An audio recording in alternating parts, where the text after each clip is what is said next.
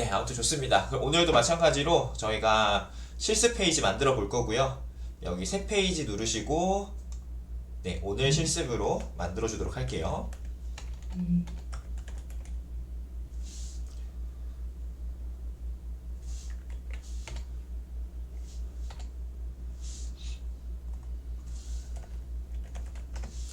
네, 그리고 나서 커리큘럼은 네, 3주차 데이터베이스 기초 여기 클릭해 주시면 되겠습니다.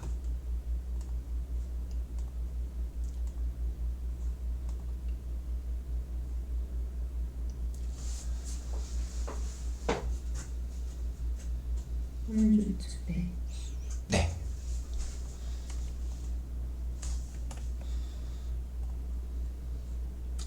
그래서 우선은 데이터베이스는 노션의 전부라고 봐도 돼요. 사실 우리가 지금까지 했던 건 메모장이고요. 지금부터 노션을 공부한다라고 생각하셔도 될 것 같습니다.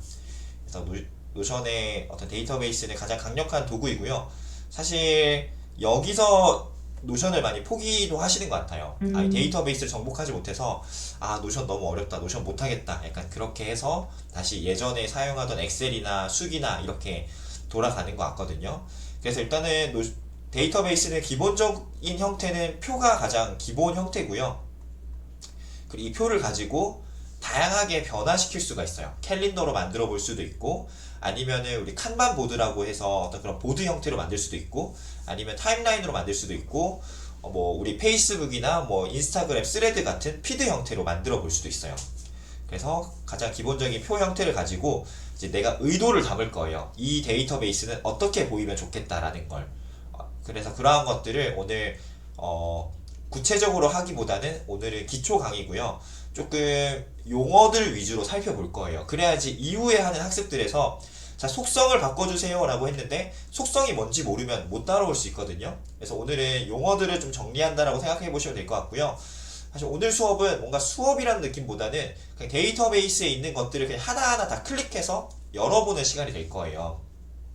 혼자서 이런 거 잘 못하거든요. 그리고 어떤 경우에는 내가 클릭해서 뭔가를 바꿨는데 옆에 어떤 해설이나 설명을 붙여주지 않으면 내가 어떤 행동을 했는지조차도 잘 모를 수 있기 때문에 저랑 그냥 데이터베이스의 버튼들을 그냥 하나하나씩 다 한번 클릭해보는 시간이 될 거라고 생각해 보시면 될 것 같습니다.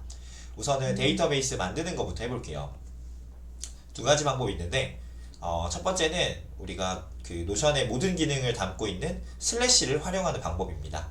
그래서 슬래시 적어주시고요. 슬래시 데이터베이스까지 다 적으셔도 되는데 보통 대자만 적으면 이렇게 위에 필터링 된 결과로 나타나요. 그래서 데이터베이스가 두 개가 있습니다. 사실 똑같은 건데 어떻게 보이게 만들래의 차이예요. 그래서 이 차이점을 잠깐 보시면 우선 1라인으로 한번 만들어 볼게요. 1라인으로 만들 경우에 이렇게 데이터베이스가 딱 삽입이 됩니다. 그래서 지금 현재 페이지는 오늘 실습이라는 페이지가 있고요. 커다랗게 오늘 실습이라는 페이지가 있고 그 안에 데이터베이스가 이렇게 삽입된 느낌이에요. 요게 1라인으로 만든 거고요. 그리고 저희가 전체 페이지로 새로 만들진 않겠지만 만약에 전체 페이지로 만들었다면 이렇게 만들어질 거예요. 옆에 블럭 핸들을 클릭해 주시고 여기 보면은 페이지로 전환이라고 하는 버튼이 있거든요. 이걸 클릭해 주시면 전체 페이지로 만들었을 때의 결과가 나타나요. 이런 식으로 만들어집니다. 그래서 이걸 클릭해서 들어가 보면 네, 아까 전에는 오늘 실습이라는 페이지에 삽입된 형태로 데이터베이스가 만들어졌다면 지금은 이 페이지 안에 하위 페이지로, 그러니까 여기 페이지에서 한 단계 내려가는 하위 페이지로 이렇게 만들어졌어요. 그래서 이런 차이점이라고 보시면 돼요. 저 같은 경우는 기본적으로 인라인으로는 거의 만들진 않고 이렇게 전체 페이지 위주로 만드는 것 같아요. 이거는 왜 그런지 뭐 다음 강의, 다다음 강의에서 조금 더 설명을 드릴 건데요. 근데 오늘 강의는 편의상 인라인으로 두고 진행을 할 거예요. 다시 또 클릭을 하면 이렇게 인라인 데이터베이스로 전환하기라는 또 버튼이 나오거든요. 이런 식으로 내가 바로 볼 건지 아니면은 하위 페이지로 한 단계 내려가서 볼 건지 네, 이러한 것들을 구분할 수 있어요. 자, 그래서 지금은 일단은 인라인으로 데이터베이스를 하나 생성해 주시면 되겠습니다. 네, 여기까지 생성 잘 하셨고요. 자, 여기에다가 이름을 넣을 거예요. 이름은 저희가 오늘은 할 일 관리하는 DB를 사실 오늘 만들진 않을 건데 그냥 이름은 그냥 할 일 관리, 네, 할 일 관리로 해놓을게요. 할 일 관리. 자, 그리고 뒤에 항상 이거는 DB라는 의미에서 데이터베이스라는 의미에서 DB라는 단어를 붙여줄 거예요. DB라는 문자를 붙여줄 겁니다.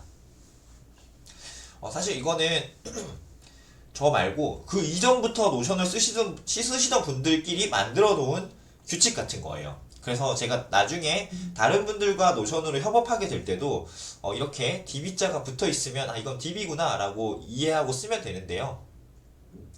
만약에 내가 혼자 쓸 목적이라면 또 특정 상황에 따라서는 이 DB를 안 붙여도 괜찮을 것 같아요. 근데 이게 어떤 혼동이 있는지 간단하게 조금 보여드리자면, 자, 제가 이거를 페이지로 한번 바꿔볼게요. 만약 DB라는 걸 안 붙여놓고 페이지로 바꿔볼게요. 요거는 그냥 안 따라 하시고 그냥 보기만 하셔도 됩니다. 자, 이렇게 페이지로 전환해 놓으면 뒤에 DB자가 붙어 있지 않으면 이게 여기서 봤을 때는 뭔지 잘 몰라요.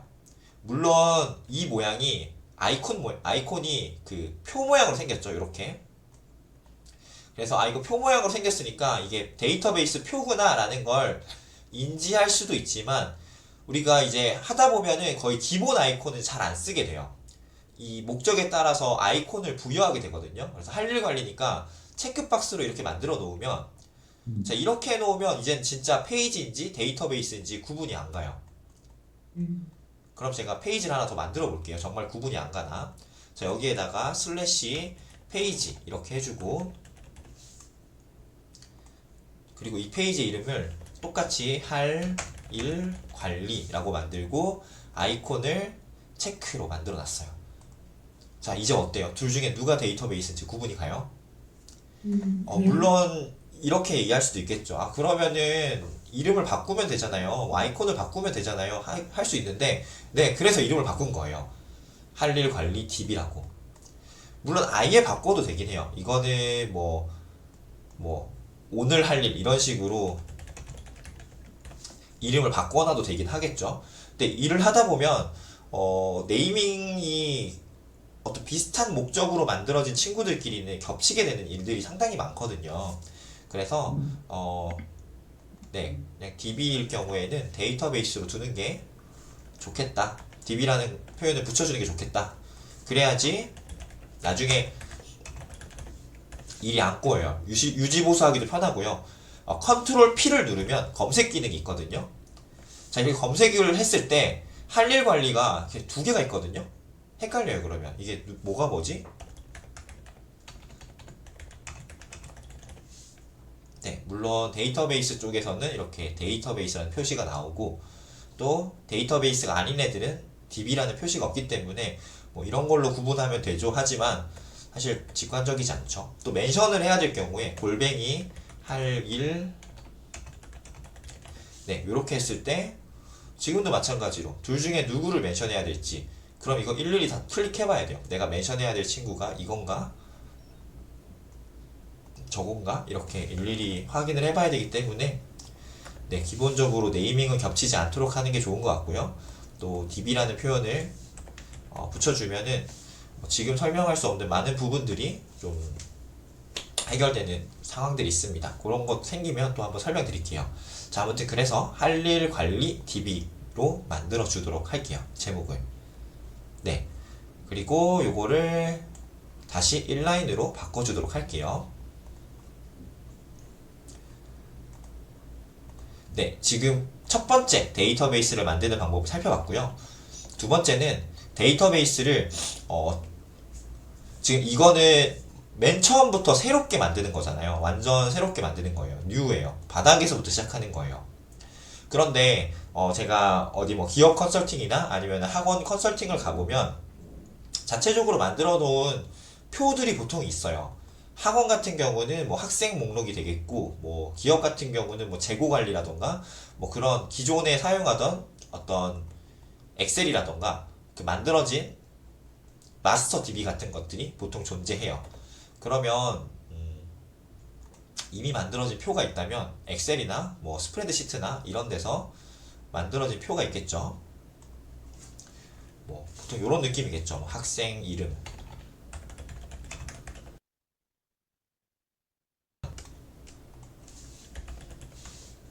학교, 그 다음에 뭐 클래스, 뭐 이러한 식으로 쭉쭉쭉 있고 아래에는 이름 뭐 홍길동, 뭐 김철수, 뭐 이런 식으로 뭐가 정보들이 이미 쌓여 있겠죠. 아마 제 생각에는 화콘치님께서도 이러한 리스트들을 가지고 있을 거라고 생각해요. 엑셀로 만든 리스트든 뭐 한글로 만든 리스트든 뭐 1학년 뭐 학교는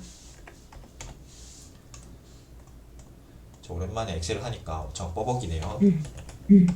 뭐 2학년 뭐 학교는 뭐 고등학교 뭐 중학교 뭐 기본 뭐 심화 뭐 이런 식으로 표가 만들어져 있다면 이 표를 그냥 그대로 긁으셔가지고 컨트롤 C 한 다음에 노션에다가 그냥 이렇게 붙여넣기 하시면은 표가 이렇게 갖다 붙어요. 자, 그리고 나서 여기 옆에 보면은 이렇게 또 핸들이 나오잖아요. 이 핸들을 클릭하시고 데이터베이스로 전환 이렇게 해주면은 네, 데이터베이스로 이렇게 전환이 돼요. 그리고 나서 여기에다가 이름만 뭐 학생관리 DB 이렇게 하면 조금 더 편하죠. 기존에 있던 사용하던 엑셀의 느낌을 그대로 가지고 와서 사용하는 거니까 물론 손을 좀 봐줘야 돼요. 뭐 1열, 2열이 아니라 이 학교나 이런 학년 이런 게 여기 위로 올라가 줘야겠죠. 네, 그래도 바닥부터 시작하는 것보다는 이렇게 가지고 와서 여기서 수정하는 게 훨씬 더 편해요. 또는 그냥 표를 여기서 만들어 버리는 방법도 있습니다. 슬래시 표라고 하면 여기 보면 데이터베이스 표인데 이거 말고 그냥 일반 표가 있어요. 일반 표를 클릭을 하면 또 이런 식으로 표가 만들어지고요. 아까 전처럼 뭐 학생 이름. 근데 사실 이렇게 할 필요는 별로 없는 것 같아요. 차라리 이렇게 할 것 같으면 처음부터 DB를 만들지 굳이 이렇게 할 필요는 없지만 어쨌든 그냥 예시로 하자면 뭐 이렇게 해서 여기를 다시 데이터베이스로 전환 이렇게 해주면은 또 이렇게 만들어질 수가 있습니다. 그래서 데이터베이스를 만드는 두 가지 방법 알아봤고요. 사실 현업에서는 가장 많이 쓰는 방법은 그냥 처음부터 만들거나 아니면 아까 말씀드렸듯이 기존에 있는 엑셀을 가지고 와서 만드는 거. 네, 이렇게 두 가지 방법을 좀 적절하게 잘 사용하고 있는 것 같아요.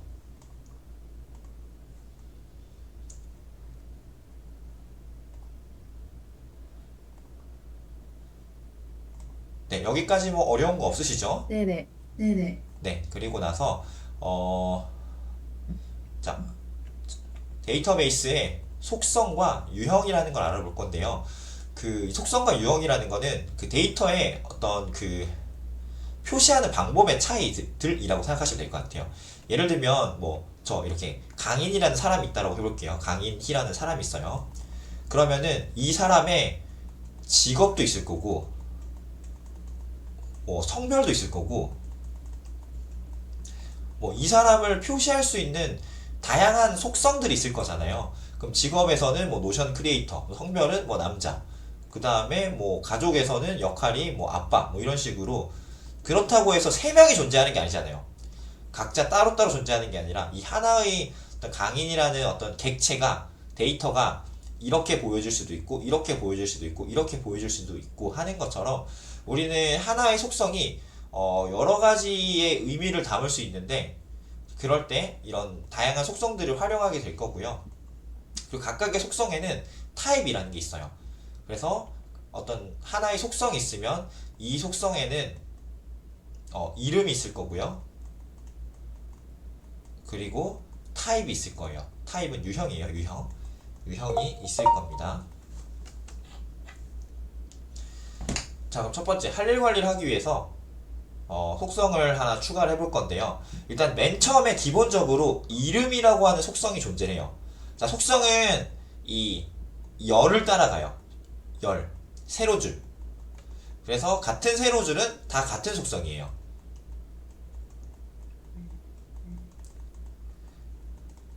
그래서 첫 번째 볼 이 속성은 제목 속성 또는 영어로 타이틀이라고 부르는데 타이틀 속성은 텍스트 유형의 속성이에요. 그래서 이 아래로 내려가는 모든 값들은 다 똑같이 그 데이터의 제목을 의미합니다. 뭐 예를 들면은 장보기라고 하는 할 일이 있다고 해볼게요. 장보기. 그러면은 이 일에 대해서 우리가 속성을 추가해 줄 건데 가장 간단한 첫 번째 나오는 텍스트 속성부터 한번 해볼게요. 자, 여기서 텍스트 속성을 줄 건데 이 텍스트 속성의 이름을 한번 바꿔볼게요. 이름을 메모라고 바꿔보도록 할게요. 메모. 장을 봐야 되는데 뭐 메모를 할 수 있겠죠. 자, 여기서 메모는 그 우리 리스트 블럭 할 때 했던 것처럼 빼기 스페이스를 하면은 이렇게 점 리스트를 만들어 주고요. 그 다음 1점 하면은 이렇게 숫자 리스트도 만들어 줘요. 체크박스는 안 됩니다. 자, 아무튼 그냥 저는 이제 분리 리스트로 해서 뭐 달걀, 우유 뭐 이러한 것들을 메모에다가 적어 놓을 수 있겠죠. 간단하죠? 자, 그 다음에는 숫자 속성을 한번 만들어 볼게요. 뭐 장보기에 대한 숫자 속성. 숫자를 하나 클릭을 해서 할 일에서 숫자를 쓸 일이 별로 없는데 그냥 가계부다 치고 그냥 가격이라고 해볼게요. 자, 지금은 약간 이 데이터베이스의 목적이 좀 파괴가 될 수 있어요. 왜냐면 우리가 이걸 다 훑어봐야 돼서 여러 가지 예시들을 가정해두고 진행을 하도록 하겠습니다.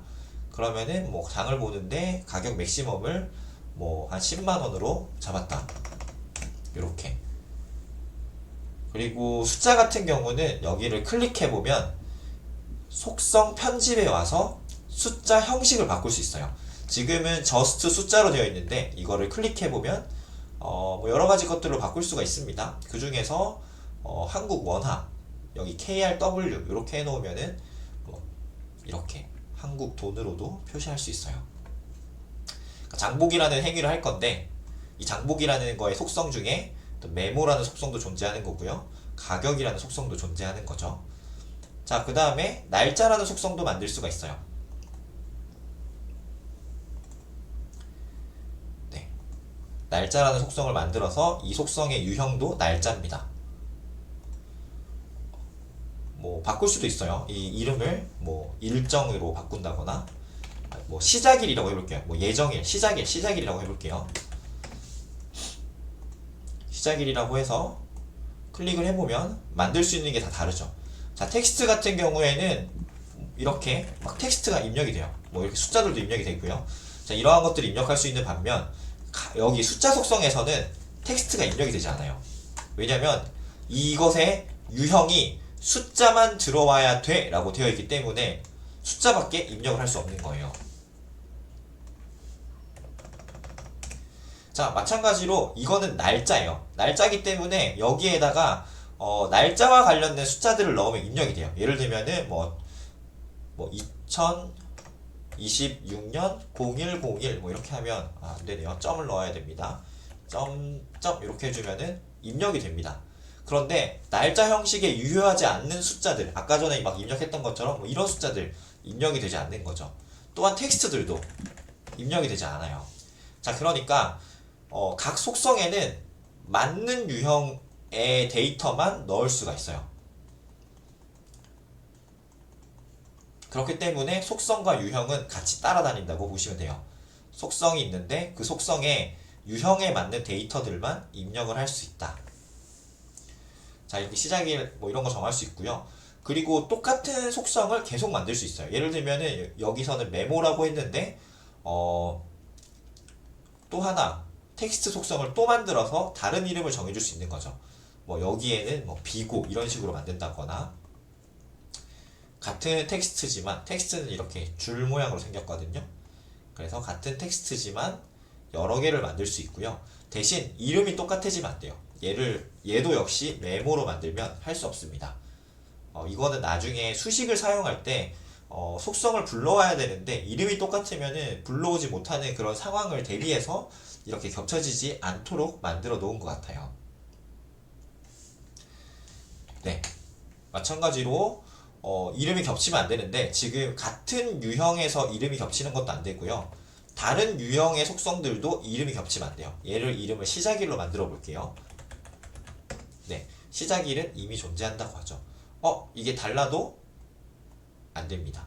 얘는 날짜고 텍스트더라도 이름이 겹치면 안 돼요.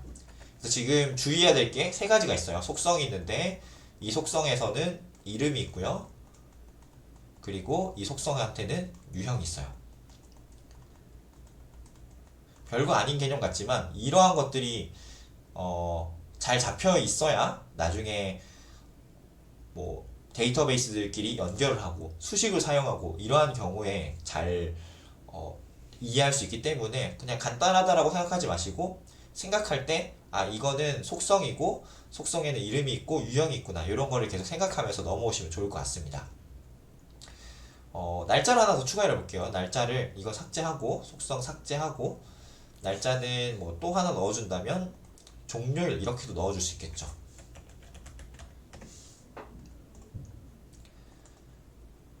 뭐 계속 넣을 수 있어요. 제가 예전에 최근에 작업한 것 중에 날짜가 엄청 많은 데이터들이 있는 DB를 만든 적이 있어요. 해서 발주일, 뭐 선금 송금일, 그 다음에 뭐 중도금 입금일, 뭐 잔금 처리일, 뭐 입고일 뭐 이런 식으로 해서 날짜가 뭐 한 7개씩 나오더라고요. 자, 지금 말씀드리는 거는 똑같은 속성 유형이더라도 계속 만들 수 있구나 라는 거를 한번 보여드리고 싶었고요. 자, 그 다음에 여기 보면 체크박스가 있죠. 체크박스 같은 경우는 여기서 속성 추가하셔가지고 체크박스 이렇게 클릭해 주시면 체크박스 만들 수 있고요. 체크박스의 유형은 불리언이라고 하는 유형이에요. 불리언 이게 사실 저도 무슨 뜻인지 잘 모르겠고요. 저도 개발이 전공이 아니라서 근데 이게 개발자들 사이에서는 상당히 많이 쓰는 용어라고 하더라고요. 불리언은 우리 그 컴퓨터가 0과 1로만 이루어져 있다고 하잖아요. 그래서 불리언은 0과 1만 처리하는 속성이라고 보시면 돼요. 그래서 체크박스를 체크하면은 1인 거고요. 체크하지 않으면 0인 거예요. 그래서 이 두 가지만 처리하는 거고 보통은 체크됐을 때 이거를 참이라고 해서 true가 뜰 거고요. 체크되지 않았을 때는 거짓이라고 해서 false 또는 뭐 1과 0 이렇게 처리하는 불리언이라고 하는 유형이라고 생각하시면 될 것 같아요. 불리언. 네, 그래서 체크. 그리고 보통 뭐 완료나 미완료 이름을 바꿔서 체크박스 중에 이름을 바꿔서 뭐 완료 이렇게 해줄 수도 있고 아니면은 뭐 입금 받아야 하는 일이 있을 때 뭐 입금 뭐 다양한 용도로 이름을 바꿔서 사용할 수 있을 거예요. 네, 그리고 선택 속성이 있습니다. 선택 속성. 선택 속성은 여기서 속성을 추가하셔서 드랍다운 메뉴를 만드는 건데요. 보통 저는 우선순위 같은 거 만들 때 많이 사용하는 것 같아요. 아니면은 어떤 구분을 해야 하는 경우가 있다. 뭐 가계부 같은 경우에는 뭐 입금이냐, 그러니까 수입이냐, 지출이냐, 뭐 그런 걸 구분할 수도 있고요. 아니면 뭐 우선순위 이런 걸 만들어서 자, 여기에 속성 편집에 또 들어가시면 옵션 추가라고 있어요. 여기서 옵션 추가를 해주는 거죠. 뭐 중요, 긴급, 여유 상황에 따라서 뭐 색깔을 바꿔줄 수도 있죠. 중요를 뭐 빨간색으로 해주고 긴급은 뭐 주황색으로 해준다거나 뭐 이런 식으로 그러면은 이렇게 클릭을 하면은 아까 만들어 놓은 게 나타나고요. 그리고 아까 여기서 속성 편집을 해서 옵션을 추가하기도 했지만 여기서 바로 추가해도 괜찮아요. 매우 중요. 이렇게 하면은 네, 아까 전에 3개밖에 없었는데 바로 하나가 더 추가된 것을 볼 수가 있습니다. 선택 속성 같은 경우는 동시에 하나밖에 선택을 못해요. 긴급을 선택하면서 동시에 여유를 선택할 수 없어요. 무조건 하나만 선택할 수 있습니다. 자, 그런데 상황에 따라서 여러 개를 선택해야 하는 옵션이 필요한 경우들도 있잖아요. 그런 경우에는 다중선택이라고 하는 자, 저희가 방금 전에 한 건 선택이고요. 이번에는 다중선택이라는 걸 사용하시면 돼요. 다중선택 같은 경우에는 훨씬 더 다양한 용도로 사용할 수가 있습니다. 뭐 예를 들면 뭐 요일 같은 걸 넣어 놓는다. 뭐 반복적으로 해야 하는 어떤 그런 루틴한 일이 있다. 뭐 학원 가기 뭐 이런 거 해볼게요. 학원 가기. 그러면은 여기서 다중 선택을 하는데 월, 화, 수, 목, 금, 토, 일 뭐 이렇게 만들어 놓고 이 중에서 월수금 가야 된다. 월수금 뭐 이렇게 표시를 해놓고 여기서 이름을 바꿔서 요일 뭐 이런 식으로 만들 수도 있고요. 또는 다중선택 같은 경우는 태그 용도로도 많이 써요. 다중선택 해놓고 태그 그러면은 뭐 학원 가기 같은 경우에 여기서 태그해서 뭐 수학 그다음에 뭐 심화 뭐 이런 식으로 태그를 걸 수도 있는 거죠. 뭐 아니면은 뭐 다른 업무들이 있다. 뭐 병원 가기. 그러면은 여기서 어떤 태그가 좋을까요? 막상 떠오르진 않지만 뭐 하다 보면은 그 우리 뭐 해시태그 달듯이 샵 뭐뭐뭐뭐 샵 뭐뭐뭐 하듯이 뭐 그렇게 뭐 이거 말고 무슨 뭐 결혼 기념일 이런 걸로 해볼게요. 결혼 기념일. 그러면은 여기다가 뭐 10주년 데이트 선물 뭐 이런 식으로 태그를 걸어 놓는 거죠. 이렇게 해놨을 때 좀 유용한 점은 어떤 특정한 무언가로 막 메모에 적기도 애매하고 뭐 어디에 적기 좀 애매한 것들은 이렇게 태그에다가 다 좀 처리해 놓으면 편하더라고요. 그리고 검색할 때도 예를 들면 뭐 데이트로 검색을 했을 때 아까 학원 가기는 사라지고 이 태그에 데이트가 포함된 친구들만 볼 수 있기 때문에 검색의 용이성에서도 이 태그는 좀 역할을 이렇게 잘 해주더라고요. 그래서 저는 데이터베이스를 만들 때 거의 웬만해서는 이 다중 속성을 가지고 이 태그를 꼭 넣어 놓는 것 같아요. 이렇게 해 놓으면 그러니까 이 일에 대한 이 항목에 대한 키워드들도 좀 쉽게 확인이 되고 또 검색이나 이러한 것들도 좀 쉽게 처리가 되는 것 같아서 좋은 것 같습니다. 그리고 참고로 이 둘 다 유형은 텍스트예요. 속성은 선택인데 얘는 속성은 선택이었고요. 그 다음에 이름은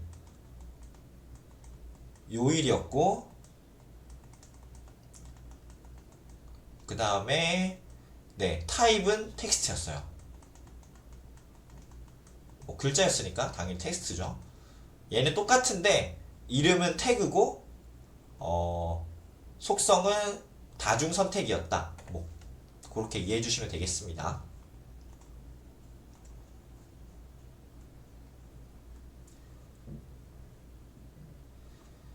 그리고 여기 보면은 사람이라고 하는 속성이 있는데요. 사람 같은 경우는 하나 만들어 보도록 할게요. 사람 재밌어요. 이거 그 노션이 협업 툴로 유명하잖아요. 여기서 사람을 클릭하시고 뭐 이름을 이렇게 바꿀 수 있는 거죠. 담당. 그리고 뭐 이 업무에 대한 뭐 사람을 또 클릭하셔가지고 결제. 그럼 담당은 뭔가 약간 실무자 쪽이고 결제는 조금 더 관리자 쪽이겠죠. 그래서 뭐 어떤 담당자를 지정할 때 자 여기다가 제가 네, 화코치님을 이렇게 걸면 알람이 아마 이쪽에 갈 거예요.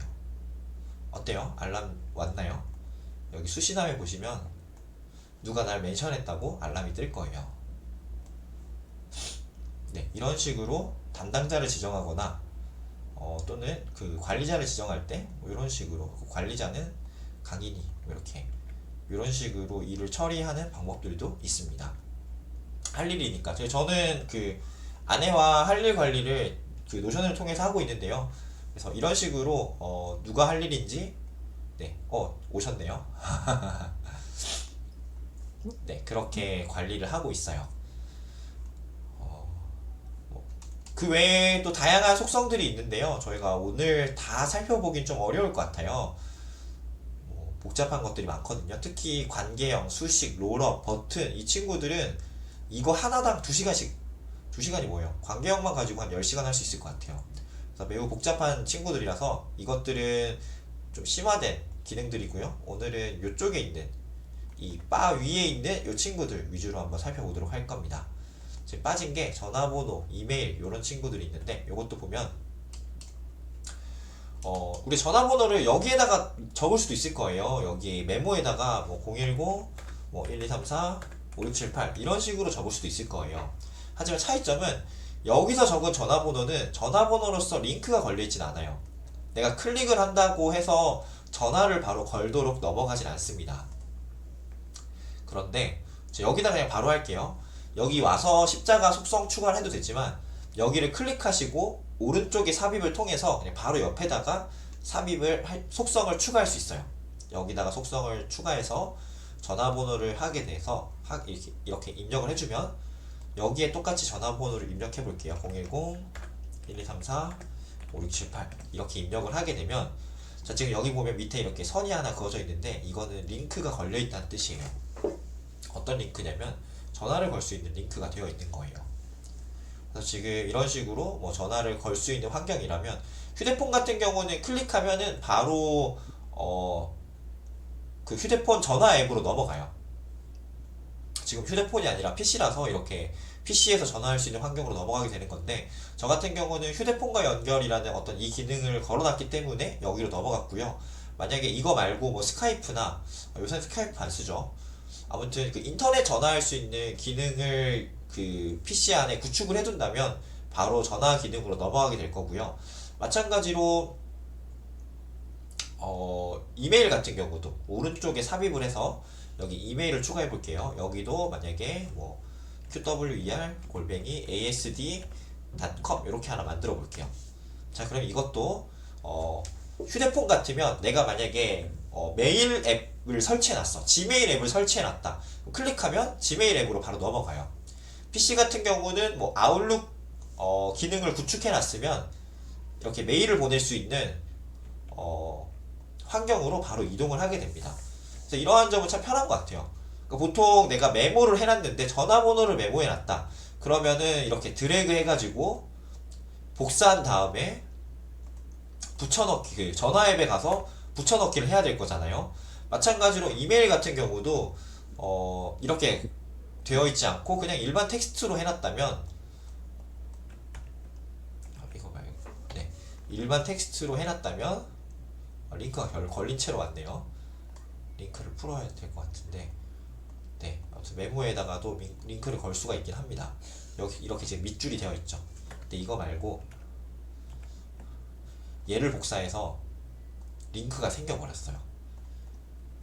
네, 어찌됐건 만약에 일반적인 상황이라면 이렇게 컨트롤 C 그 다음에 뭐 네이버 메일을 열고 보내는 사람의 메일을 붙여넣고 해야 될 텐데 이렇게 전화번호 속성이나 메일 속성을 사용한다면 그렇게 하지 않고 클릭만으로 메일 보내는 환경으로 또는 전화를 걸 수 있는 환경으로 이동할 수 있기 때문에 훨씬 더 편한 것 같아요. 네, 그리고 파일과 미디어 속성을 좀 알아볼 건데요. 오른쪽에 삽입을 해서 파일과 미디어. 네, 간단합니다. 클릭하면은 업로드 할 수 있어요. 네, 이미지 같은 경우는 업로드 하면은 바로 이미지가 여기 미리 보기가 나오고요. 클릭하면은 이렇게 이미지 확인도 가능하고 여기에다가 뭐 이름 같은 것도 바꿔줄 수 있어요. 여기 클릭하고 새로운 파일을 좀 더 올려볼게요. 파일을 선택해서 또 파일을 올린다면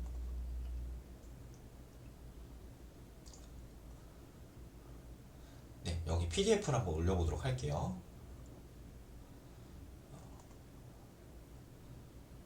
네, 이렇게 PDF 파일을 올렸고 이것도 마찬가지로 클릭하면 네, 브라우저에서 또는 PDF를 볼 수 있는 PDF 뷰어로 바로 이동을 할 수가 있고요. PDF가 아니라 다른 일반 파일 같은 경우는 클릭하면은 바로 다운로드로 연결이 될 거예요. 지금 이게 파일 이름이 이렇게 해놓으면 뭔지 잘 모르겠잖아요. 이럴 경우에는 여기 여백을 클릭하면 여기 이 파일 이 아이콘을 클릭하면 바로 파일이 열리고요. 거기 말고 여기 이제 그 옆에 있는 이런 여백 부분을 클릭하면 네, 요렇게가 나오는데 여기서 이 점 3개를 클릭하셔서 뭐 이름을 바꿔줄 수도 있어요. 이름 바꾸기를 눌러서 뭐 이 파일이 뭔지 설명을 하는 거죠. 원본 파일. 네, 이런 식으로. 그러면 아까 전에 이상한 영어로 되어 있어서 이게 열어보기 전까지는 무슨 파일인지 확인하기가 어려웠는데 지금은 이렇게 이름을 바꿔두면 뭐 자격증 파일, 뭐 무슨 파일, 뭐 이런 식으로 이름을 해놓으면 훨씬 더 쉽게 내용을 확인할 수 있고요. 그 다음에 마지막으로 알아볼 속성은 네, URL 속성이고요. URL을 네, 이것도 마찬가지로 인터넷에 있는 URL을 가지고 와서 복사 붙여넣기 해놓으면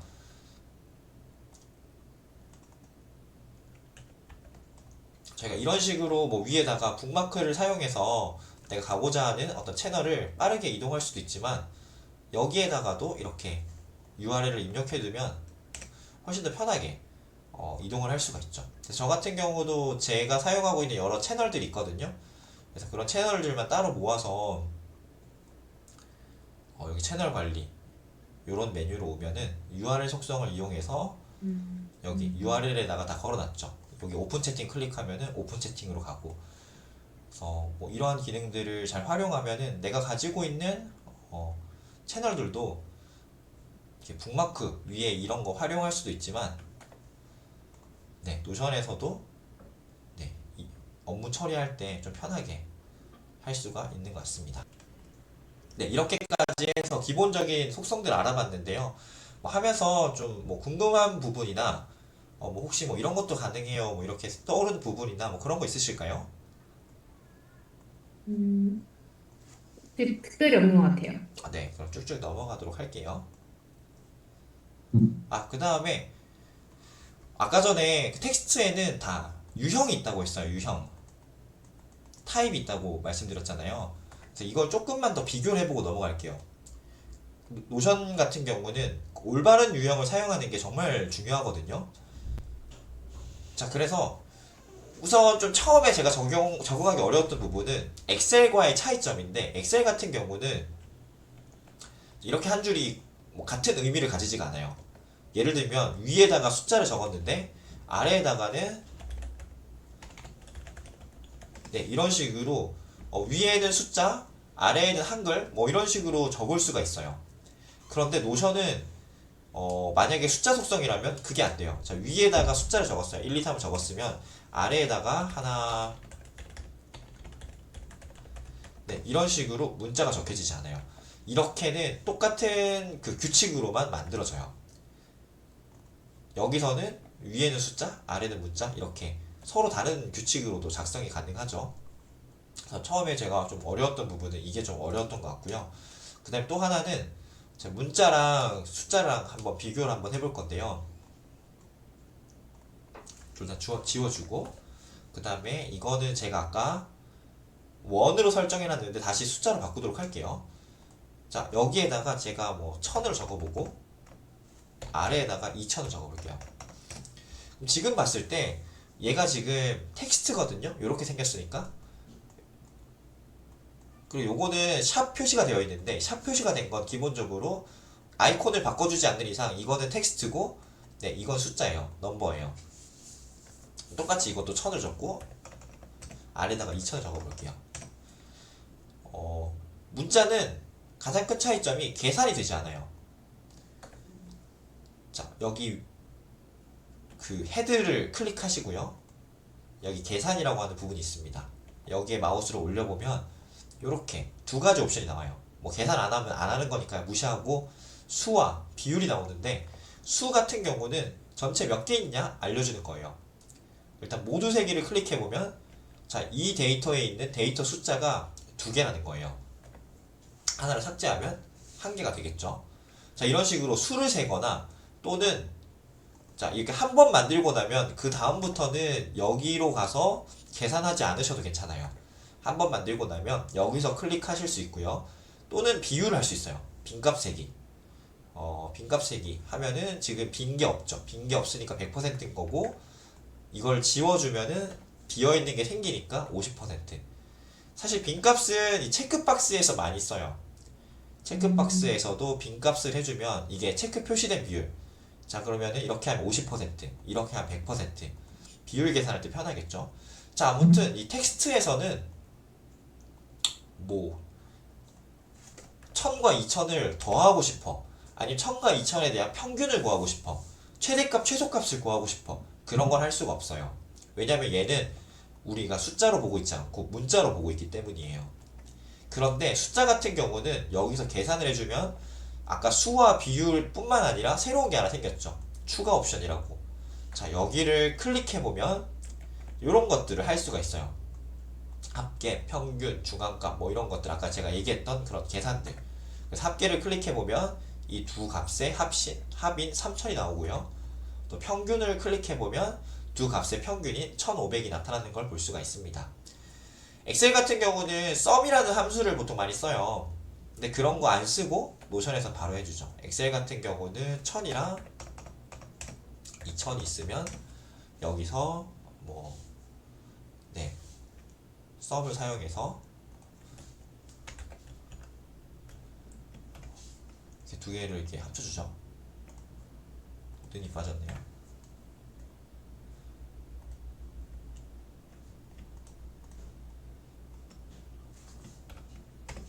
네, 그러면은 3000을 만들어주기도 하고, 썸 대신에 에버리지, 이런 거 사용하면 만들어주는데, 엑셀에서는 수식 쓸 필요 없이 그냥 아래에다가, 노션에서는 수식 쓸 필요 없이 아래에다가 이 계산을 통해서 빠르게 합계, 평균, 중앙값, 최대값, 이러한 것들을 계산할 수가 있습니다. 이 숫자 말고는 나머지 애들은 그런 거 계산 안 돼요. 수, 비율, 이런 거밖에 안 나오죠. 수와 비율, 이런 식으로. 네. 그래서 이렇게 된다라고 생각해 주시면 될 것 같고요. 다 살펴본 것 같고, 속성 이름, 속성 편집, 살펴본 것 같습니다. 자, 그 다음에는 데이터베이스의 정렬과 필터에 대해서 알아볼 건데요. 정렬은 순서를 정하는 거죠. 주로 오름차순 아니면 내림차순 이렇게 두 가지로 나눌 수가 있어요. 그리고 필터 같은 경우는 내가 볼 것과 안 볼 것을 나누는 거죠. 여기서 데이터베이스에 대한 의도를 많이 담게 돼요. 자, 만약에 어떤 이런 가격이라는 속성이 있어요. 가격이라는 속성을 가지고 클릭을 해서 필터를 거는 거죠. 또는 정렬을 거는 거예요. 여기 보면은 이 깔때기 모양 또는 이 화살표 두 개 위아래로 되어 있는 이 두 개가 정렬과 필터인데, 우선 정렬을 한번 걸어 볼게요. 여기서 오름차순으로 걸면 이렇게 1000, 2000 이렇게 숫자가 점점 커지는 식으로 가는 걸 볼 수가 있고요. 한번 만들고 나면 여기에 정렬이 떠요. 자, 그럼 다시 이걸 클릭해서 반대로 오름차순이 아니라 내림차순으로 바꾸면 반대로 2000, 1000 이렇게 떨어지는 걸 볼 수가 있고요. 여기에다가 정렬을 계속 누적시킬 수 있어요. 가장 첫 번째 우선순위는 가격을 가지고 정렬을 매기고 동일한 게 나올 수 있잖아요. 예를 들면 가격이 다 1000이야. A도 1000이고 B도 1000이다. 그러면은 이제 이걸 가지고 이름을 가지고 다시 한번 내림차순을 해라. 그러면은 1000인 게 있고, 한번 해볼게요. 여기다가 이거는 A, 네, 요거는 B, 요거는 C, 요거는 D인데,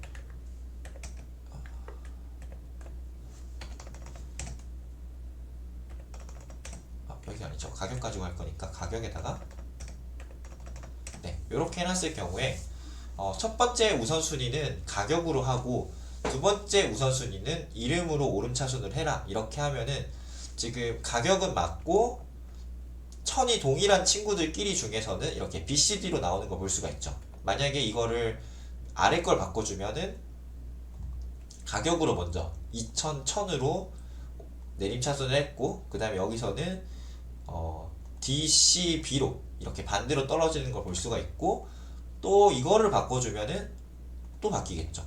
이런 식으로 정렬을 바꿔줄 수가 있고요. 지금 여기 보면은 모두에게 저장이라고 해서 주황색 점이 이렇게 딱 찍혀 있는 걸 볼 수가 있어요. 이거는 완전히 정렬을 바꾸지 않았다는 거예요. 내가 임시로 바꾼 거고 초기화를 클릭하면은 다시 원위치로 만들 수가 있어요. 그런데 만약에 내가 정렬을 바꿨어요. 정렬을 이걸 오름차순으로 바꾸고 저장을 했다면 이제 이게 메인 정렬이 되는 거고요. 내가 필요에 따라서 정렬을 풀 수도 있죠. 내가 성이 강씨인데 저 밑에 있는 하씨 먼저 보고 싶어. 그러면 이거를 바꿔놓고 하가 위로 올라오도록 잠깐 만들었다가, 그런데 어떤 회사나 시스템에 규칙이 있다면 바꿔놨다가 내가 먼저 밑에 있는 하를 먼저 확인하고 안 바꿔놓으면 다른 사람들이 불편하겠죠. 그럴 경우에는 초기화를 시켜서 다시 A부터 보이도록 만들 수가 있어요. 그래서 이 정렬을 저장할 때 또는 필터를 저장할 때는 조심해야 돼요. 다른 사람이 우리가 어떤 시스템 안에서 규칙적으로 먼저 보여야 할 것들, 예를 들면은 우리는 성적이 빠른 학생들을 먼저 성적이 높은 학생들을 확인하기 위해서 성적 높은 순으로 정렬을 해놨는데 이걸 바꿔놓고 다시 초기화를 안 시켜놨다면 아니면 저장을 해버렸다면 내가 위에 있는 학생이 성적이 높다고 착각할 수도 있잖아요. 그래서 그러한 것들을 좀 방지하기 위해서는 필터나 정렬이 바뀌었을 때 저장하지 말고 다시 초기화해 놓는 습관을 들여놓으면 좋습니다. 자, 이제 필터를 볼 건데요. 필터 같은 경우에 자, 이걸 체크를 한번 해볼게요. 이렇게 두 개만 체크를 해놓고 여기에다가 필터를 눌러서 걸 수도 있고요. 또는 여기에서 이 깔때기 모양, 아까 정렬도 마찬가지예요. 정렬도 여기를 직접 클릭해서 각각의 속성을 직접 클릭해서 이 화살표 위아래 모양의 이 방향을 가지고 정렬을 잡아줄 수도 있고요. 아니면 여기서 직접 클릭을 한 다음에 정렬이 열리면은 거기서 정렬을 추가해주는 방법도 있어요. 이번엔 여기로 한번 해볼게요. 여기서 필터에 완료를 걸고 체크 표시 됨을 하면 자, 이제 체크 표시 됨 친구들만 보이게 됩니다. 지금은 제가 아직 저장하진 않았어요. 그래서 다른 사람들한테서는 필터가 적용이 안 되어 있을 거예요. 하지만 여기서 저장을 하게 된다면 지금부터는 모든 사람들에게 이 두 가지 값밖에 안 보이게 될 거예요. 예전에 제가 어떤 그 기업 가서 노션 컨설팅을 하는데 그분이 그러시더라고요. 자기가 노션으로 만들어 놓은 페이지가 있었는데 없어졌다. 휴지통을 뒤져도 아무리 찾아도 안 보인다 라고 했는데 알고 봤더니 필터에 의해서 가려져 있었더라고요. 그러니까 지금 보면은 마치 이게 4개가 있었잖아요. 아까 전에 지금 A랑 C만 남아있는 거 보니까 이렇게 B랑 D가 사라졌는데 이게 사라진 게 아니라 필터에 의해서 지금 가려져 있는 거죠. 그래서 이 필터 때문에 난리가 났었어요. 이거 페이지를 못 찾으니까 휴지통에도 없고 어디에도 없고 하니까 막 난리가 났는데 간단하게 이 필터를 제거할 수 있거든요. 여기서 필터를 제거해 보니까 여기 있었던 거죠. 이러한 일들이 좀 많아요. 노션 사용이 익숙하지 않으시다면 네, 이러한 일들이 이렇게 막 자주 있었던 건 아닌데 한 번은 아니었어요. 한 번 아니고 한 두세 번 정도 비슷한 사건들이 있었습니다. 그래서 이 필터는 그런 상황이 생길 수 있다. 저장할 때 조심해야 되고 어떤 파일이 삭제됐는데 안 보인다면 그건 삭제된 게 아니라 필터에 의해서 가려진 걸 수도 있다 라고 이해해 주시 알고 계시면 나중에 비슷한 사건이 생겼을 때 처리하실 수 있을 거예요. 저 질문이 있는데요. 네네. 모두에게 저장해서의 모두가 누구를 말하는 거예요? 모두에게 저장은 지금 이 페이지에 접근할 수 있는 모든 사람을 얘기하는 거예요. 지금 이 페이지에는 제가 이렇게 많은 사람들이 초대가 되어 있거든요. 네. 네, 이 모든 사람들에게 그렇게 보이겠다는 거예요. 혹시 지금 제 페이지로 한번 와보시겠어요? 찾아오실 수 있나요? 잠시만요. 그래서 한번 보면 좋겠어요. 오시면은 여기가 어떻게 보이는지.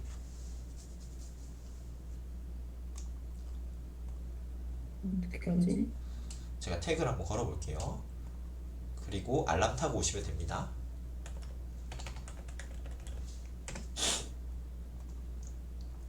네, 제가 태그를 걸었고요. 아마 수신함에 와 있을 거예요.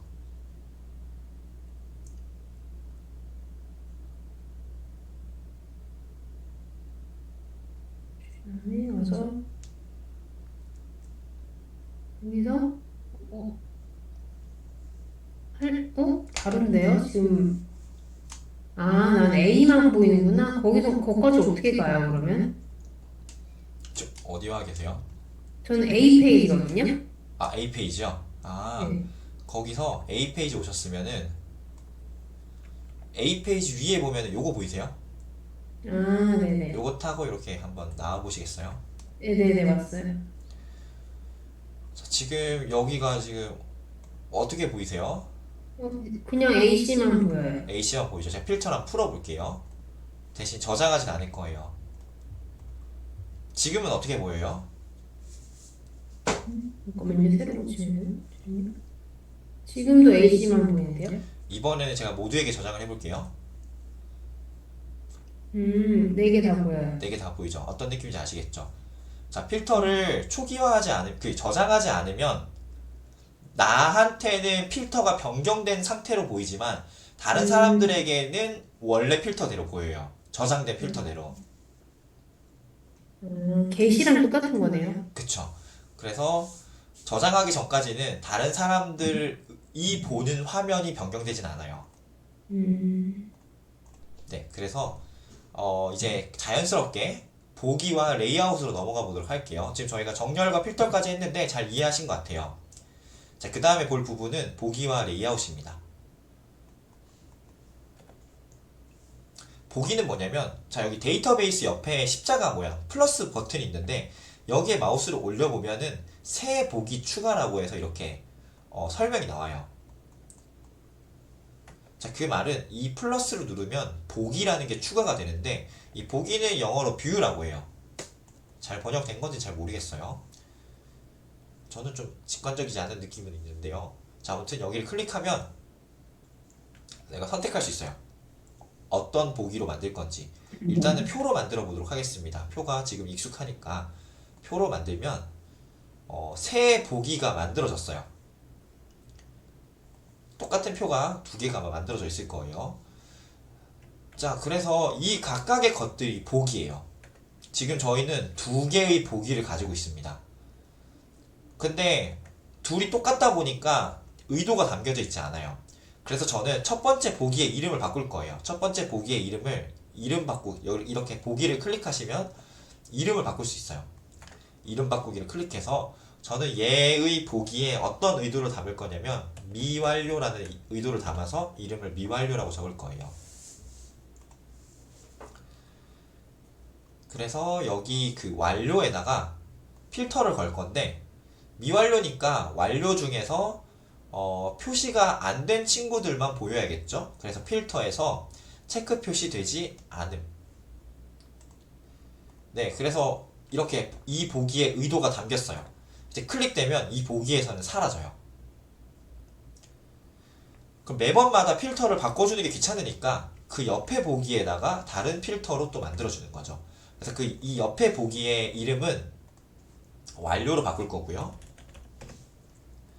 자, 여기서는 지금 아직 필터를 걸지 않았기 때문에 체크박스가 있든 없든 네, 이 보여지는 데이터가 변하진 않아요. 그런데 여기서 제가 필터를 걸어서 완료에다가 자, 이번에는 체크 표시 됨만 걸어 보도록 할게요. 자, 그럼 이제 얘네들이 클릭하면 마치 이동하는 것처럼, 자, D를 클릭했더니 D가 여기서 나타났고요. 또 D를 클릭했더니 사라져서 완료로 이동한 것처럼 보여요. 마치 그 할 일 관리 소프트웨어가 하나 만들어진 것처럼 두 개가 작동을 하게 되었습니다.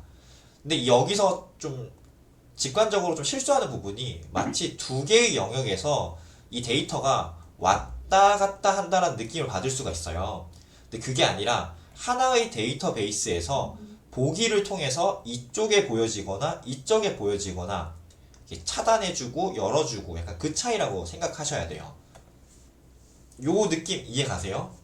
네네. 네, 둘이 절대로 이동하는 게 아니에요. 이게 이동한다고 착각하시는 분들이 처음에 너무 많아요. 특히 노션을 1도 모르는데 노션 시스템을 구축해 드리는 분들이 있어요. 그래서 당연히 만들어 드리면 알아서 잘 쓰시겠지라고 생각을 했는데, 이게 마치 이동한다라고 생각을 하시다 보니까 몇몇 상황에서 이 업무 흐름이 꼬이는 경우들이 생기더라고요. 이동하는 게 아니라 여기에 전시가 되어 있는데 이쪽으로 오면은 이쪽에 이제 고기도 있고 야채도 있어요. 그런데 이쪽에 와서는 야채는 안 보이고 고기만 보이게 해놓은 거죠. 그런데 이쪽에 와서는 고기는 안 보이고 야채만 보이게 해놓는 거예요. 이런 식이라고 생각하시면 돼요. 냉장고가 두 개가 있어가지고 왔다 갔다 하는 그런 개념이 아니라는 거죠. 여기서 조금 더 의도를 담으면, 얘도 표처럼 생겼고 얘도 표처럼 생겼잖아요. 여기 앞에를 클릭해 보시고 이름 바꾸기 오셔서, 아까 저희가 여기서 이름을 바꿨는데 이 부분을 클릭하면은 아이콘도 바꿀 수 있어요. 그래서 미완료 같은 경우는 저는 뭐 스퀘어, 얘는 한국어 검색은 안 돼요. 근데 SQ 정도만 해주면은 요런 모양이 있거든요. 그래서 미완료에서는 스퀘어를 넣어주고, 뭐 완료에서는 뭐 어떤 느낌인지 아시겠죠? 네. 또 이렇게 스퀘어를 검색하셔가지고 이번에는 체크박스가 되어 있는 스퀘어를 해주고 또 이런 것도 여기 보면은 뭐 다음과 같이 표시 뭐 이런 게 있어요. 그래서 아이콘만 뭐 이렇게 해놓으면은 아 요게 요런 의미겠구나. 네, 이렇게 볼 수가 있습니다. 그 다음에 또 몇 가지 좀 뭐 보여드리면 지금 저희가 보기에 대해서 했는데 레이아웃에 대해서 좀 해볼게요. 레이아웃을 하기 전에 지금 여기서 막 저희가 속성이 엄청 많잖아요, 그쵸? 네. 이게 스크롤이 막 이렇게 많아져요. 그러면은 어떤 속성은 그냥 클릭해서 들어가서 보는, 지금 클릭해서 들어가면 아까 저희가 만들어 놓은 속성 값들이 다 여기서 보이는 거거든요. 가격 2,000원 해놨는데 여기서 가격 2,000원 이렇게 보이는 것처럼. 그래서 어떤 거는 밖에서는 간단하게 요약된 정보만 보고 안에 들어가서 세부 정보를 보는 게 좋을 경우에는 여기 설정에 오시면 속성 표시 여부라는 게 있어요. 그러니까 우리가 속성 중에 어떤 거를 표시할 거냐 골라라 라는 거죠. 여기 보면은 모두 숨기기라면은 다 지울 수가 있어요. 자, 이것도 마찬가지로 삭제된 게 아니에요. 숨긴 거예요. 자, 그럼 이 중에서 내가 보고 싶은 거, 나는 시작일이랑 종료일이랑 완료, 메모만 보고 싶어. 이러면은 어때요? 훨씬 더 깔끔하죠? 그거 뭘 누르신 거예요? 뭘 누른 거냐면은요, 여기 설정에 오셔가지고요, 점? 네. 속성 표시 여부를 클릭하셔서 일단 저는 모두 숨기기를 했어요. 네. 모두 숨겨놓고 이 중에서 내가 보고 싶은 것만 이 눈동자 아이콘을 클릭해 주시면 시작일, 종료일, 뭐 우선순위, 메모, 완료 뭐 이 정도로 이렇게 체크를 해놓는 거죠.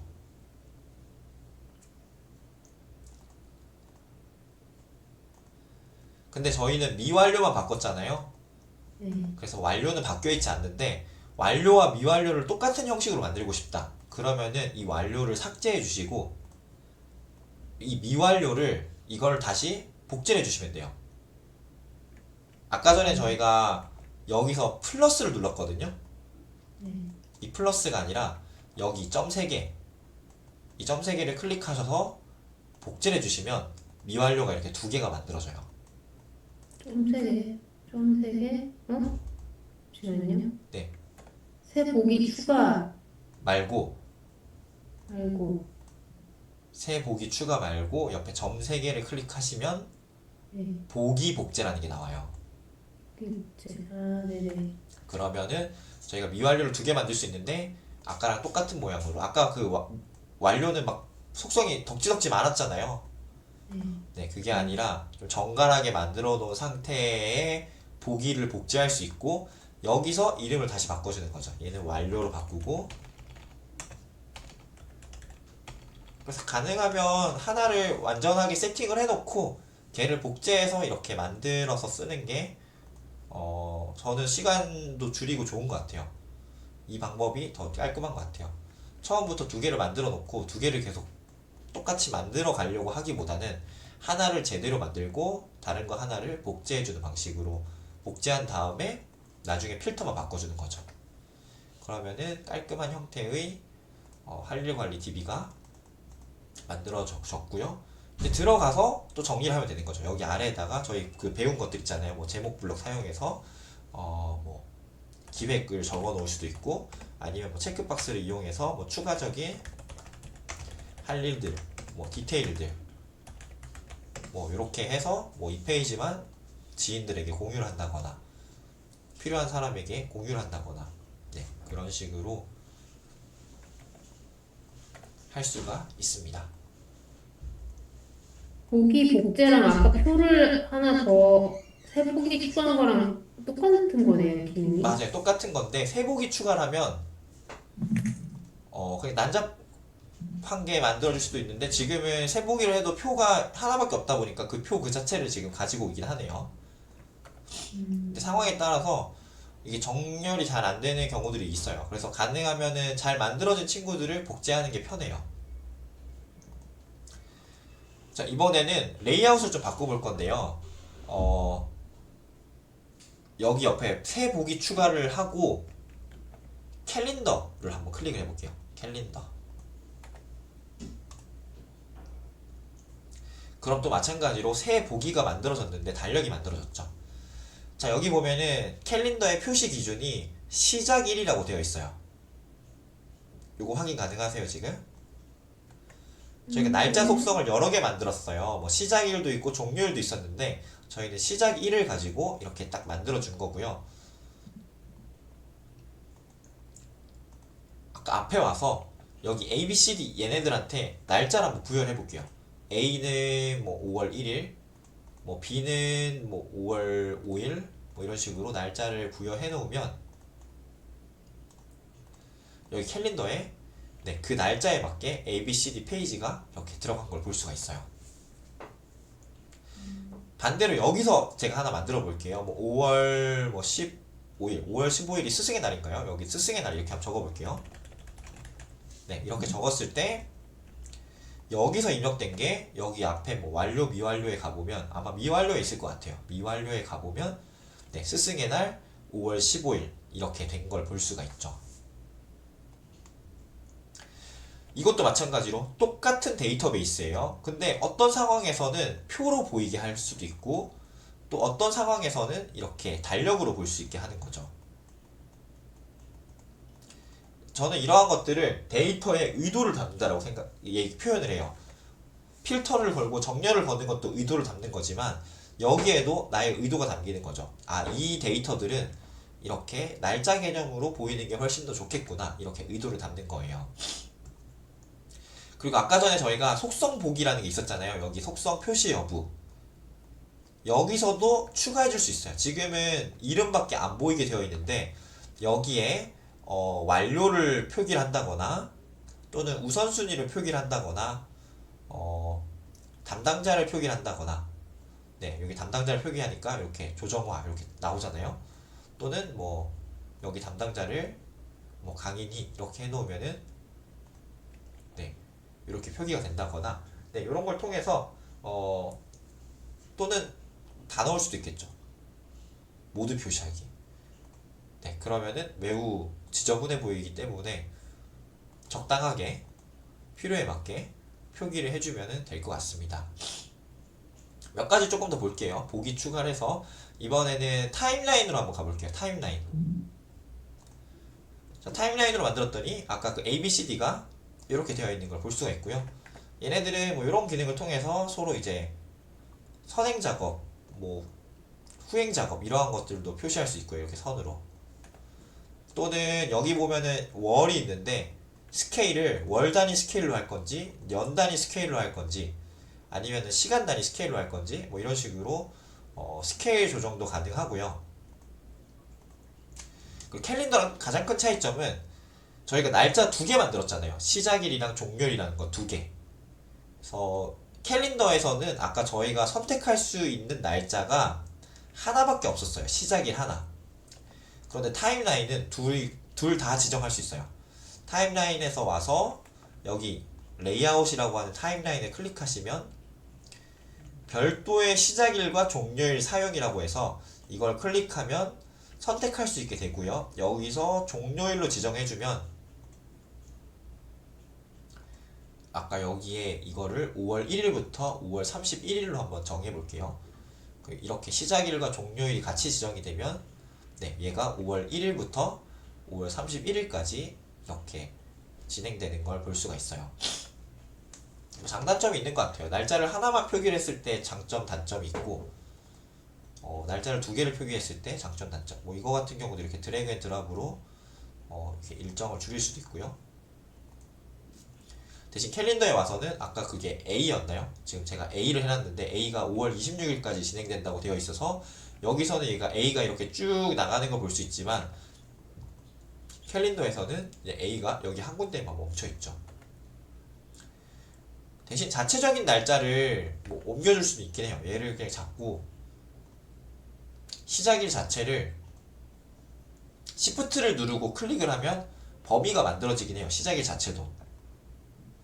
그래서 이렇게 되면은 캘린더가 A가 쭉 가는 걸 볼 수가 있어서 그냥 두 개 날짜를 뭐 굳이 안 해도 상관은 없는데 그냥 차이점 보여드리기 위해서 이렇게 한번 해봤습니다. 별 큰 의미는 없는 것 같고 필요에 맞게 날짜는 그냥 하나만 쓰셔도 상관없을 것 같아요.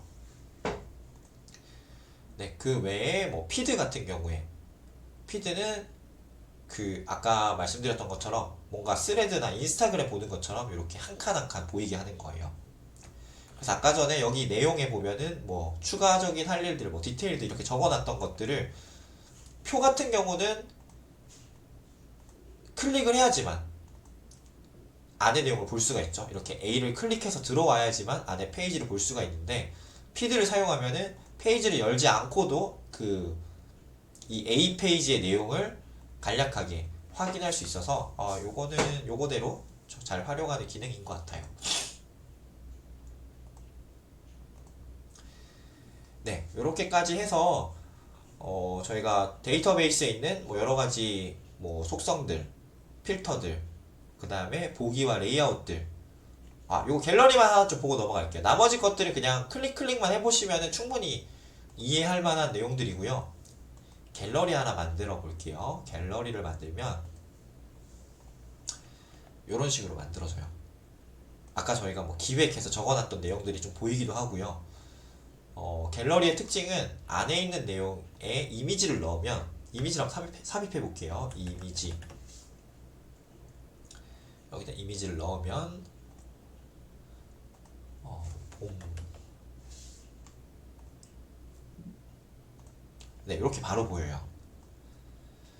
그래서 요거는 그 인증샷 같은 거 좋아하시는 분들이 잘 쓰는 기능인 것 같아요.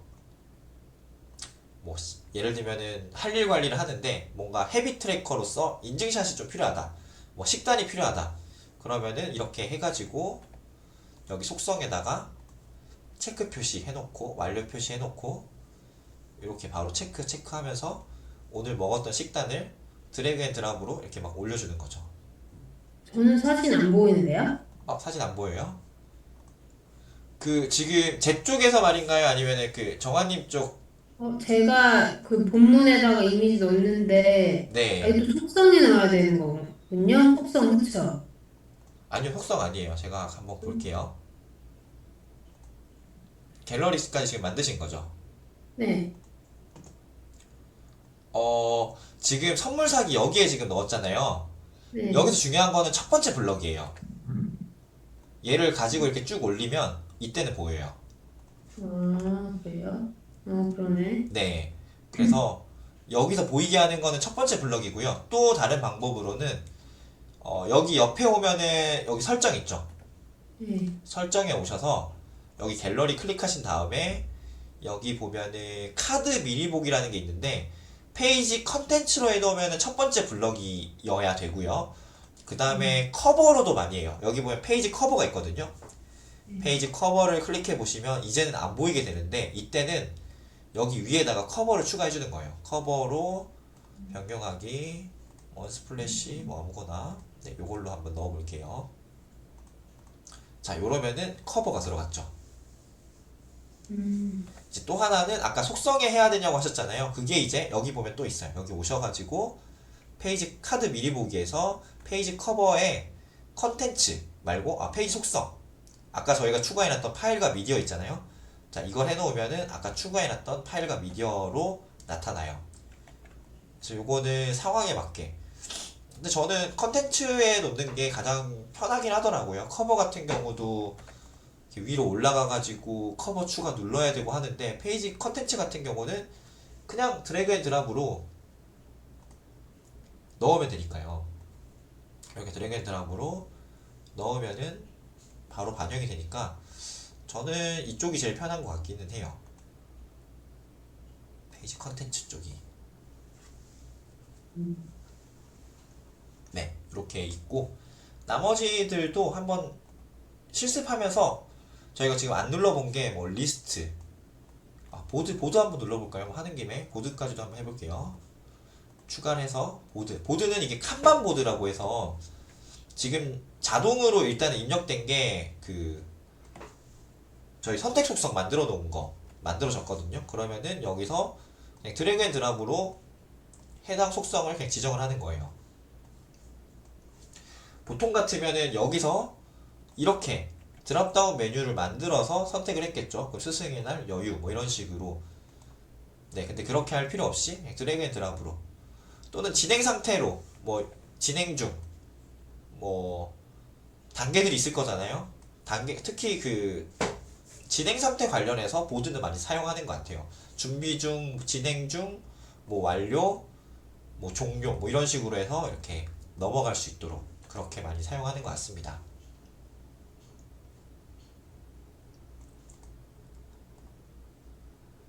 얘가 아까 전에 사이드로 열렸는데 자꾸 중앙으로 열리네요. 네, 어쨌든 마무리할 거라 그냥 이대로 보도록 할게요.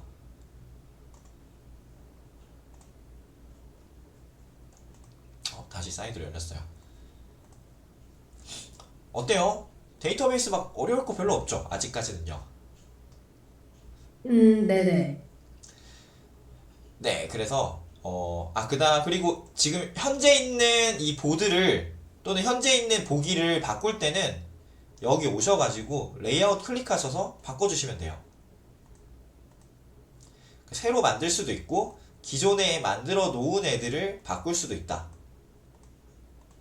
네, 그렇게 이해하시면 되겠습니다. 그래서 오늘 제가 할 일 관리라고 했지만 이 데이터베이스에 전혀 할 일 관리스럽지가 않아요. 그래서 일단 체크리스트 한번 점검하고 오늘 과제 안내하고 마무리하도록 할게요. 네. 데이터베이스에서 행, 가로는 하나의 페이지예요. 그리고 열은 속성입니다. 이 구조 잘 이해하실 수 있나요? 네. 네, 그리고 새로운 데이터베이스 만들기 두 가지 방법 있었죠. 슬래시 하는 방법이 있었고 표를 전환하는 방법이 있었고요. 그 다음에 필요한 속성 3개 이상 추가할 수 있다. 아까 말씀드렸듯이 제가 어떤 데 갔더니 모든 걸 텍스트로 하고 있었거든요.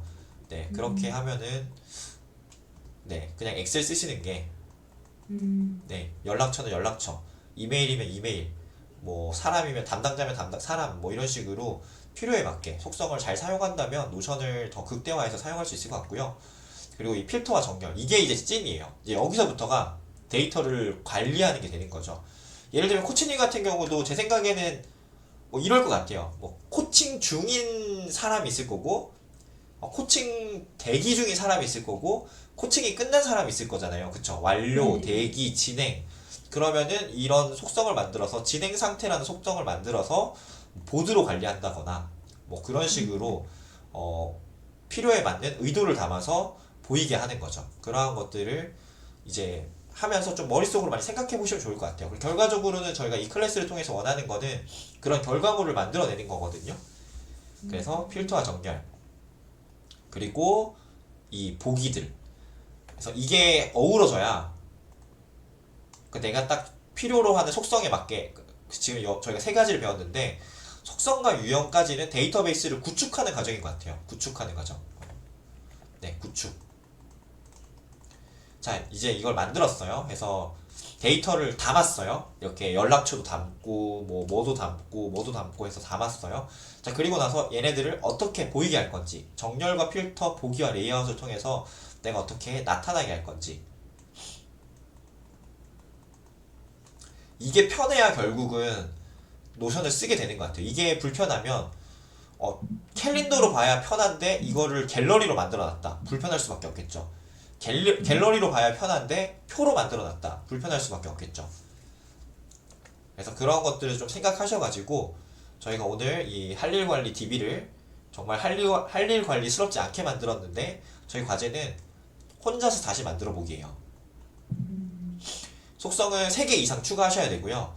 이거는 그냥 다 선택지예요. 이런 거 아니라 뭐 다른 걸로 하셔도 돼요. 완료를 체크박스가 아니라 뭐 다른 걸로 하셔도 돼요. 선택으로 해서 완료 이거를 하는 거죠. 이걸로 해서 완료, 미완료, 보류. 네, 그래서 중요한 거는 무엇을 쓴다라기보다는 속성 3개를 적합하게 쓸 수 있다. 요거에 좋을 것 같고요. 보기 2개 만들기. 오늘 저희가 보기를 엄청 많이 만들었잖아요. 보기를 뭐 많이 만들었는데 이름도 안 바꾸고 그냥 대충 만들었어요. 타임라인 이런 거 안 바꾸고 만들었는데 뭐 캘린더 같은 경우는 뭐 이번 주 보기 뭐 아니 월간 일정 뭐 이런 식으로 해서 의도를 담아서 뭐 피드 같은 경우에는 그냥 뭐 메모장 뭐 이렇게 한다거나 뭐 뭐가 이름이 적당할지 모르겠어. 아니면 뭐 갤러리 만들어 놓고 뭐 인증샷 뭐 이런 식으로 해놓는다거나 해서 두 가지 이상의 보기를 활용하시면은 좋을 것 같습니다. 네, 일요일 저녁까지 함께 해주셔서 너무 감사하고요. 네. 다른 질문 있으실까요? 일단 해봐야지 또, 체화가 될 것 같네요. 네, 해보시고 뭐 주중에라도 뭐 하다가 막히는 부분 있으면 연락 주세요. 네, 감사합니다. 네, 감사합니다. 수고하셨습니다. 네, 이걸로 마치도록 감사합니다. 할게요. 네. 네.